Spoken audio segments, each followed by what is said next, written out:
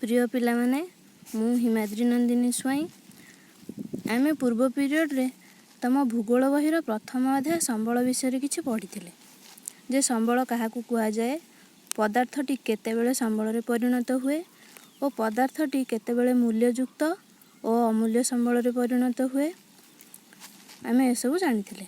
मोटामोटी भाव में आमे कोन शिखिथिले जे आमर विभिन्न आवश्यकता पूरण करुवा पदार्थ गुड़ी को संबल कुआ जाए।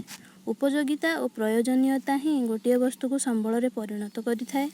समय और प्रयुक्ति विद्या कौनसी द्रव्य को संबल रे परिणत करि पारे। मूल्ययुक्त और अमूल्य संबल उभय आम पय बेस गुरुत्वपूर्ण अटे। एही सब विषय रे हम जानिथिले। आज आमे किछि अलगा पढ़िबा बा नुआ पढ़िबा। कोन पढ़िबा? आमे आज संबलर प्रकार भेद विषय रे जानिबा। कोन संबलर प्रकार भेद?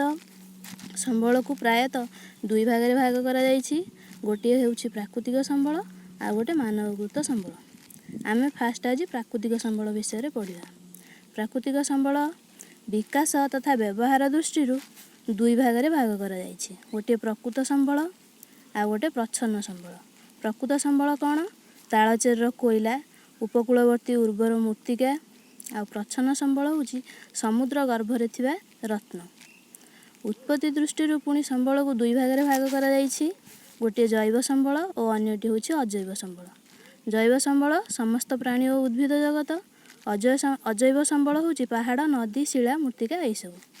भरण दृष्टि संबल को दुई भाग रे पुणी भाग करा गला। गोटे होछि नवीकरण योग्य संबल और अन्यटी नवीकरण अयोग्य संबल। नवीकरण योग्य संबल रे कोन जीव? जल, मृत्तिका, जंगल। नवीकरण अयोग्य रे जीव कोयला, पेट्रोलियम, प्राकृतिक गैस। बंटन दृष्टि सर्वव्यापी संबल और स्थानीय संबल एपरी दुई भाग रे भाग करा गला। सर्वव्यापी संबल कोन? जो जिनस गुडा सबुआडे मिली थाए। वायु, सूर्यालोक। स्थानीय संबल होछि लुहा, तंबा, सुना, रूपा। एई सब जिनिस आमे आज पढ़िबा भल भाबरे।